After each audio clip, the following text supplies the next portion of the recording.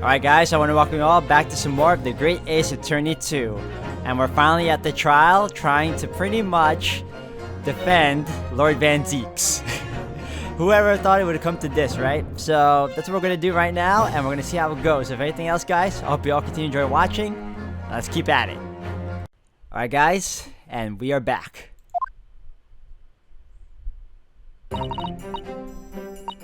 It's time, Mr. Naruhodo, Lord Van Zeeks.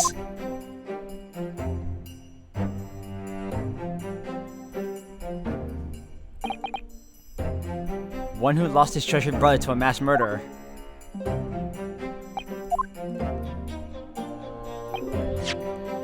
One who lost his treasured father in a foreign court of law. And one who lost a man who helped her escape destitution. All that misfortune, all that pain, on course to collide headlong in this trial. It's time to shine a light on all these dark events. And whatever truth is revealed, we're gonna have to look it straight in the eye.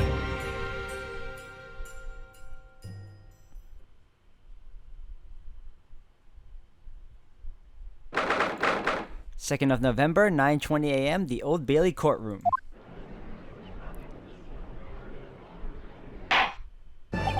In the name of Her Majesty the Queen, I hereby declare this court to be in session. We are here to conduct a fair and just trial of the defendant Barak Van Zeeks. Counsel for the defense and prosecution, are you ready to begin? The defense is ready, my lord. The prosecution is more than ready. Oh, Kazuma-sama. I've been wishing to see you in court again for so long. It feels... But I never pictured it happening like this. I never thought I'd be facing you behind the prosecution's bench. The so-called Reaper of the Bailey has been a scourge like no other, undermining Her Majesty's justice system. Today, we must uncover the truth behind this scourge.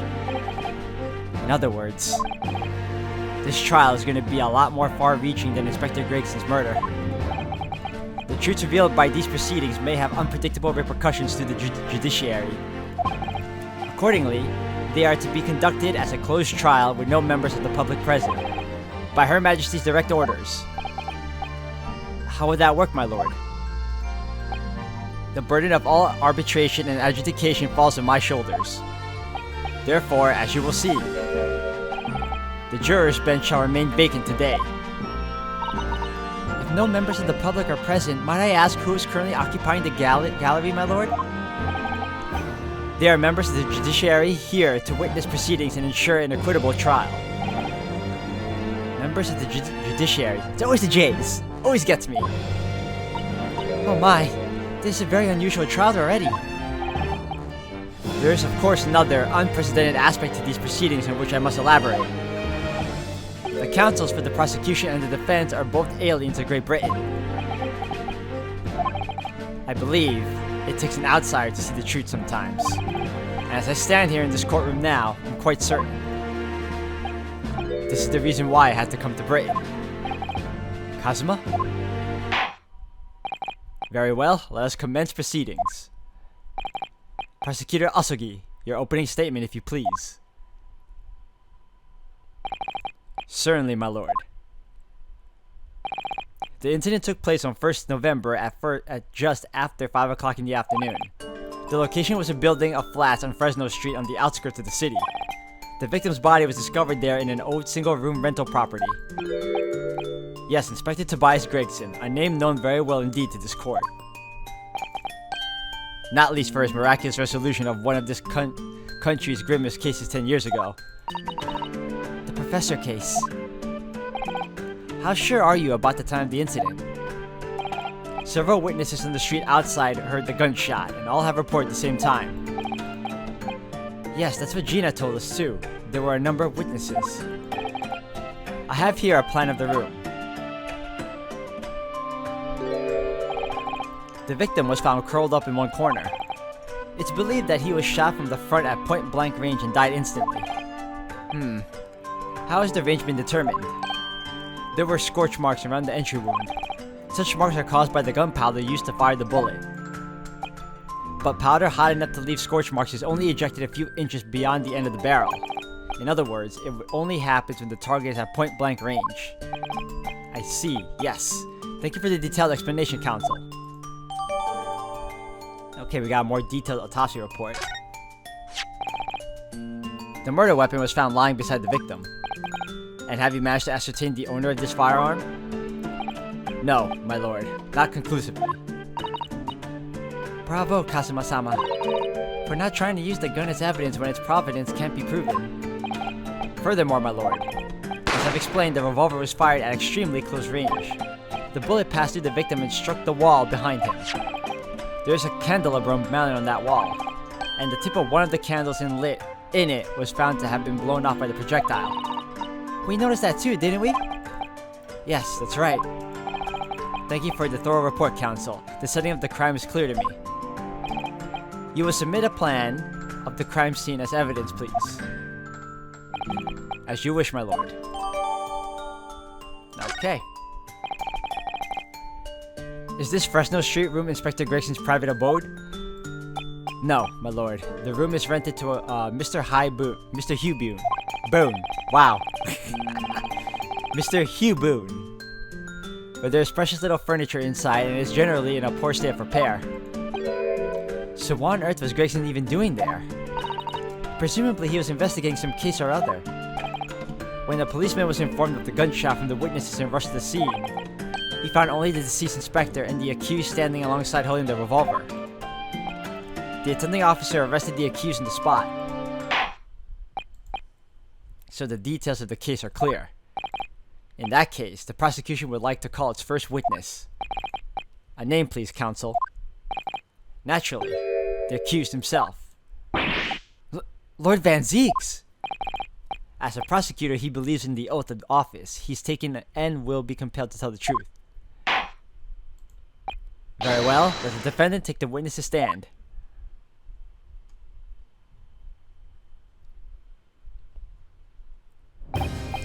So, witness, state your name and occupation for the court. Barrack Von Zeeks, Old Bailey prosecutor. I presume, Lord Von Zeeks, that you heard Prosecutor Asogi's opening thesis. I did. It is alleged that you were found at the scene of the crime, and that you were arrested by the arriving police officer. Can you confirm this? Yes, my lord. Then I'm sure the court would like to hear you explain some things away. Namely, why you were there in the room on Fresno Street at the time in question, and what exactly took place. I intend to explain away nothing. I will simply tell the truth. I must say, Lord Van Zeeks, I never imagined this day would come. Or rather, I didn't want to imagine it would come, but since you became known as the Reaper, a part of me has been dreading it. Your formal testimony then, witness.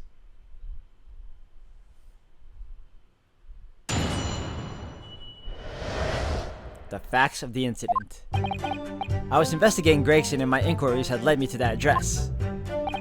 When I first entered the room that day, it was dark inside and I saw no one. A moment later, I heard the gunshot. I spun around and saw the revolver on the floor. Just as I picked the firearm up to examine it, the door flew open and I heard the man scream. You know, this seems very reminiscent to part 1 where Naruhodo was accused of a crime when he picked up a gun unknowingly. Or knowingly. Either way, he was framed. It was only then that the body of Inspector Gregson appeared before me.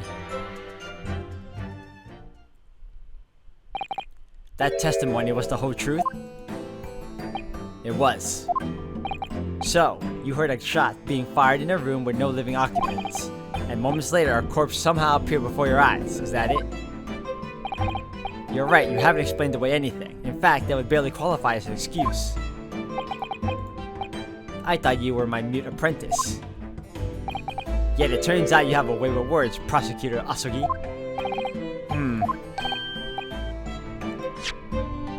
It would appear to be a singular tale indeed. Singular isn't the word, it's laughable. What's got into Kazuma? He's not behaving like himself at all. Very well then.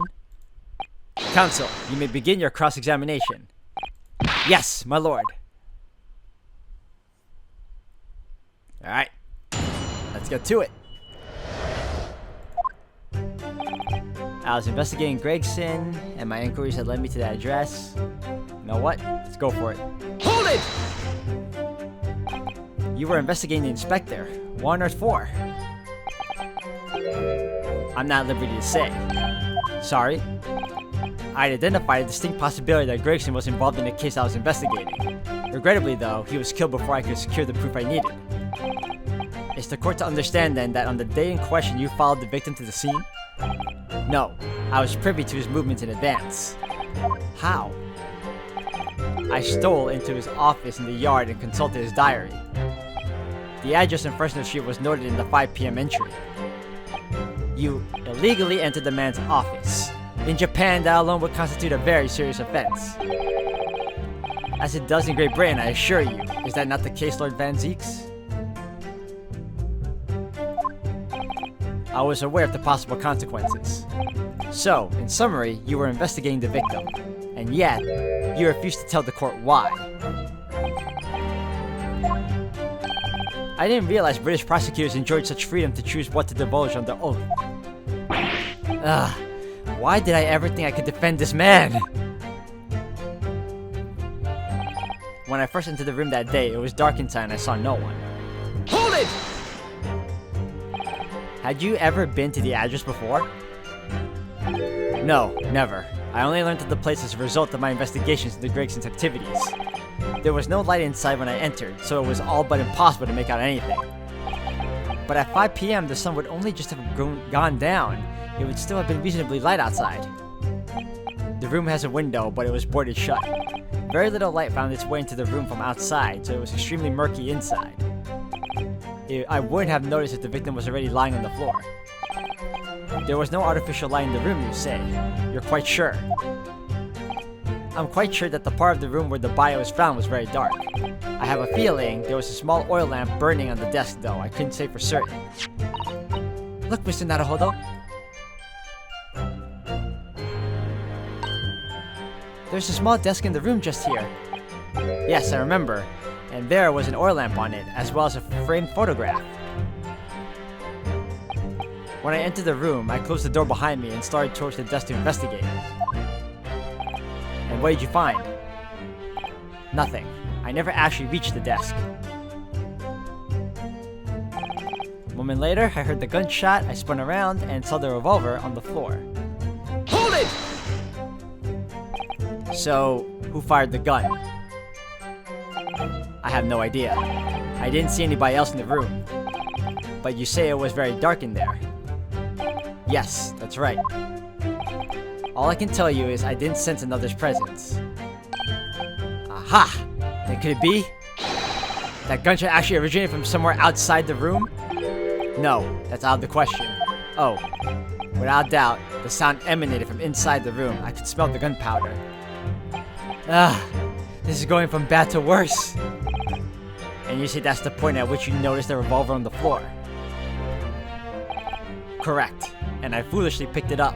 That was carelessness on my part.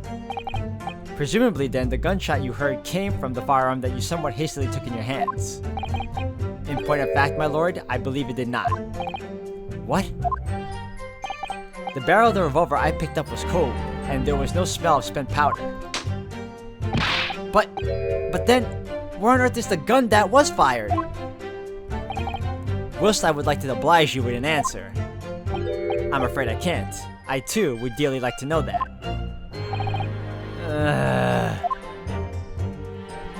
This isn't going well. Just as I picked the firearm up to examine it, the door flew open and I heard a man scream. That's curious. A man, you say? One of the witnesses, I presume? That's right. One of the street merchants working on Fresno Street. Who are these merchants? A number of them had set up their stalls directly beneath the boarded window of the crime scene. A match seller, a newsmonger, and a peddler. They all given statements saying they heard the gunshot, and without thought of danger, they ran inside to see what had happened. Yes, Gina told us about that yesterday, didn't she? They burst through the door with some force, it would seem. They did, and almost gave me a heart attack in the process. But you're supposed to be the Reaper. The first man to come in immediately noticed the revolver in my hand and fled. A policeman patrolling on Fresno Street heard the commotion, and was able to arrest the accused shortly after the incident occurred. Anyway, the man's scream drew my attention in that direction. It was only then that the body of Inspector Gregson appeared before me. Hold it! What do you mean by that? In what way did the body appear? I honestly can't explain it, but it's the truth. As far as I was concerned, the body hadn't been there until that point, and then suddenly, there it was. Did you perhaps hear the sound of the victim falling to the ground just beforehand? At that moment, what I heard was the sound of the door flying open and the scream of the man who came inside first, nothing more. I see. So, that could have easily been staged then. Like, the moment the door slammed open and the man screamed, Gregson could have fell. This could have all been a ploy or some sort. After the man fled, I examined the body. I was stunned to find that it was Gregson. Most curious circumstances indeed. How the inspector was killed or how his body seemed to appear out of nowhere, I have no idea. Objection! Surely the court has heard enough. My lord, the cross-examination has clearly revealed that the accused Barak von Zieks is lying on multiple fronts. I was gonna say accounts. What is that supposed to mean? Good gracious, counsel! The defendant is lying, you say? In his testimony just now, he claims that he failed to notice the victim's body because the room was dark. That's correct. No, that's impossible. As proven by this candelabrum, how does that prove anything? If you examine the tip of the long candle, you can see it has been blown off by a powerful impact. One would assume that the projectile from the firearm passed through the victim and struck the candle. The problem comes when you consider the other two candles, which are clearly of a different length. Yes, I can see that only the candle that appears to have been struck by the bullet is long. We could reasonably expect someone to have lit all three candles together, which begs the question of why only one has ended up longer than the others. That must be because the particular candle was extinguished when the others were still burning. Ah! That's right. When the candle was hit by the bullet, it obviously went out. But the other two candles would still have been burning, so the fact is, the victim's body would have been illuminated by the light still thrown by the candelabrum. And the accused's claim that he couldn't see the body clearly contradicts these facts. And now, to the next lie. There's more? The accused also claims never to have visited the scene of the crime before. That's the truth.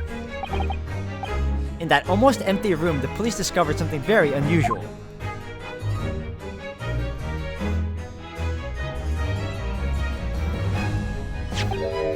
A board cover from top to bottom in police documents and newspaper cuttings. Yes, that's right, we saw it too. It goes without saying that the contents of the police documents cannot be divulged. However, they included a number of reports from various historical cases, the oldest of which was from 10 years ago. 10 years ago? This is starting to sound familiar. And there is a common thread linking all of the documents on that board. Indeed, what is this common thread, counsel? They all relate to cases prosecuted in court by Barak von Zieks. All of them? And furthermore, all those cases are ones in which the defendant was acquitted. Good lord! Interestingly, none of those defendants are alive today, because all of them have been sent to their graves by the Reaper. Ah! Oh no! In short, that dingy little room is the Reaper's secret hideout and his base of operations. The Reaper's hideout? And yet the Reaper would claim never to have been to his own secret hideout. No one would believe that. No, the truth is, we've been looking at this backwards. Backwards? Explain, counsel. Inspector Gregson was investigating the identity of the Reaper. When he discovered the location of the man's secret hideout, he was killed. As I'm sure everyone can imagine, by the Reaper's hand.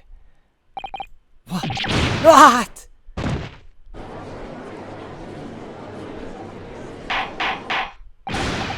Order! Order! Order! Very well, I hereby state the current opinion of the court. Barak Van Zieks is an outstanding prosecutor who has rendered great service to his country. However, it is with deep regret that I must concur with Prosecutor Asugi's contention that the defendant's testimony exhibits a number of stark inconsistencies with the known facts. All I have done is state the truth as I know it. Kazuma has done a brilliant job as ever. He's drawing on his experience as a defense attorney to build his prosecution case, and it's formidable. Counsel, you will submit the board that you just showed the court as evidence. I believe it to be a fundamental in establishing the facts surrounding the Reaper's existence. Thank you, my lord. Okay. And now, the prosecution would like to call new witnesses to the stand. Witnesses who saw events unfold on the day in question. They were mentioned in the previous testimony too, if you remember. Yes, the street sellers who heard the gunshot and went running into the room. Very well, lead the witnesses in. The defendant may step down from the witness stand. Certainly, my lord.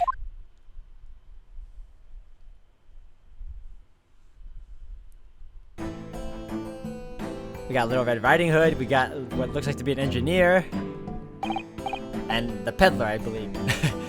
So, witnesses, state your names and occupations for the court. Names? We don't use names. Far too fancy for the likes of us. We're just free and easy. So what we like, live where we want to live. Give them all a vacant stare as they walk down Fresno and spin a few words into a verse for them. Ah. Would I be right in assuming that all three of you make your living by selling wares in the street? Everyone calls me gossip. I sell jaunty little titbits to passers-by, you know? Jaunty little titbits? Got an absolute smasher for you, sir. Right up your ginnel it is. 6 pence is the price and not a penny less. Wait, you're actually trying to sell it to me now? Oh, come on, sir. Don't tell me you're not interested. Try the man. Give him the money and see what it is. Pay the man, counsel. Why is everyone telling me to pay? Alright. 6 pence it is. You won't regret, sir. Now, got your listening ears on? Just between us, a young couple on Slate Street had just had twins.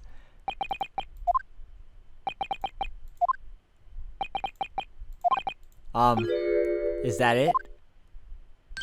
No, that's not it. It's gossip, innit? It wants to spread, but that's bit up to you and your mouth, of course. I've got more, you know. Want another juicy one? 6 pence a piece it is, if you're curious. I am curious, yes, about what's going on just under that fat bottom lip of yours. Blame that unusual bruise or whatever it is that's poking out from under your collar. What about the next witness then? What name do you go by and what do you sell?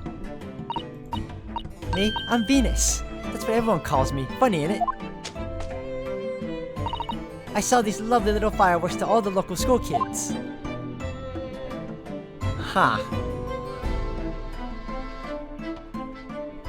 $6 a pop. What do you say? You weren't exaggerating with little. Do they actually sell? Oh yeah, the second years can't get enough of my Venus firecrackers. Especially when I tell them that if they get 100, they could blow up the school. Not the most savory of ideas, young lady.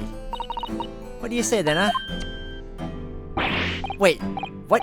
You want me to buy one? Tell you what, I'll let you in a little secret. You get 100 of them, you could blow up the whole courtroom. Try the woman. Give her the money and see if she's right.